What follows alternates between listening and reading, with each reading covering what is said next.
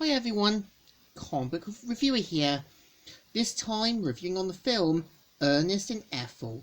Now, as you know, Ernest and Ethel is a 2016 animated biological graphical film that was directed by Roger Mainwood and of course was based on Raymond Briggs's graphic memoir story Ernest and Ethel back in 1998.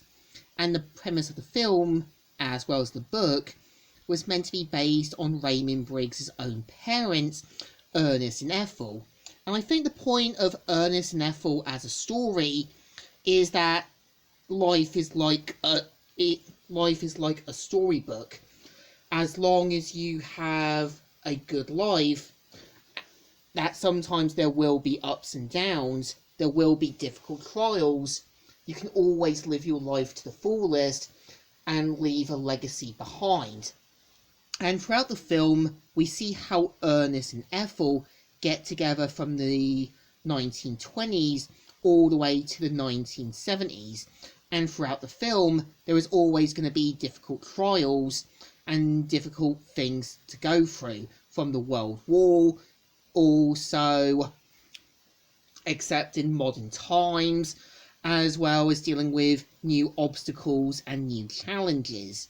And I think the point of Raymond Briggs in the film version was meant to show him, well, yeah, getting older, he was still there to be there for his parents, but we also knew as well from the much younger Raymond Briggs, when he was a young adult, that him and his wife, Jean, who was alive until 1973, had schizophrenia, and you could kind of tell Raymond Briggs was afraid of having any children in case of similar problems. And I think that's the thing about life, is that sometimes life is like a storybook. There is always going to be a difficult test, there's always going to be a difficult trial, and sometimes in life we follow a path, one where we pick one story, where we find a better path, or the bad path, where sometimes in life we blame people for our faults and shortcomings. I think the point is that sometimes trying to find a better life and show people a better path is that it shows you at least doing it with good intentions and being able to show people the right way to lead a better life. And I think what makes Ernest and Ethel, I think, work as a couple is that, yeah, we know Ernest is a bit more headstrong, a bit more happy-go-lucky, and at the same time encourages Ethel to be a bit more accepting of the modern world. I think, well, Ethel is a bit more snooty, but you can tell deep down does have a good heart and still tries to be supportive. And throughout the film, we do kind of see them, yeah, having their ups and downs and having to face new challenges, new obstacles, as well as new stories in their next chapters. And I think what makes Raymond Briggs work as a writer is that not only did he do this as a story, but also as a respect to both his parents. And I think, yeah, if I was to do my own Avatar story, I always would have made my main character, Kiro, whose parents would have been part Water Tribe and Neo Fire Nation, based on my own parents.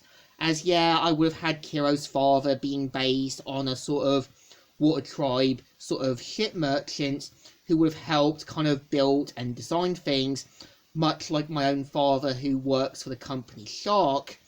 And I would have also had my mother being based on the Neo Fire Nation and being kind of the psychotic villain, but deep down wants to kind of help his own mother.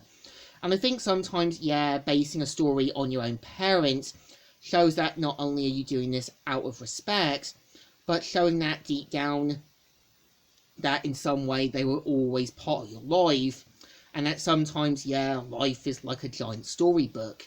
There is always going to be other challenges, obstacles, as well as trials in your story, but sometimes leaving a legacy and showing a better path shows the right way to lead a better life.